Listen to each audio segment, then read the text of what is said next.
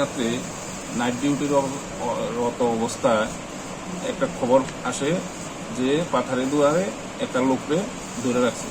তখন সঙ্গে সঙ্গে আমি গাড়ি নিয়ে ওই জায়গায় যাই একটা লোক পাইছি, তার নাম হলো সুরজিৎ চৌধুরী, বাবার নাম শ্রী যোগেশ চৌধুরী, কামারহাটি পণ্ডিতপাড়া PS মধুপুর। গেছি যাইয়া দেখছি যে সে মদমত্ত অবস্থা আছে। তারপরে তারা জিজ্ঞাসাবাদ করিয়া তারা কোথেকে আইসে কি ব্যাপারে, সে মদ খাইয়া একদম হয়ে রয়েছে, কোনো কথা কইতে পারে না।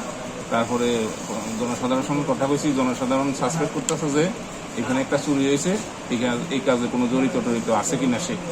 এই জন্য তখন সঙ্গে সঙ্গে তারা আমি ডিটেন করে থানাতে নিয়ে আইছি।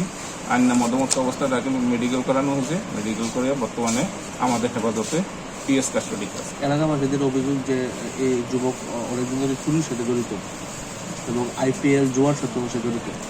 গতকালকে রাখি সেখানে জুয়া খেলতে করেছে, কিন্তু হাতে নাতে আমি তার কাছে কোনো জিনিস এবং চুরির কোনো সামান পাওয়া গেছে না তার কাছে। এর বাবা পঞ্চায়েত সদস্য বা এমন কিছু? পরে তার কাছে জিজ্ঞাসাবাদ করে জানতে পারি তার বাবা নাকি ওই কামারহাটি এলাকার একজন মেম্বার। এখন তার বিরুদ্ধে কি ব্যবস্থা গ্রহণ করা হবে? এখন বর্তমানে আমি তাদের 90-র জন্য মেডিকেল করিয়ে তাকে থানায় কাস্টডিতে রাখি।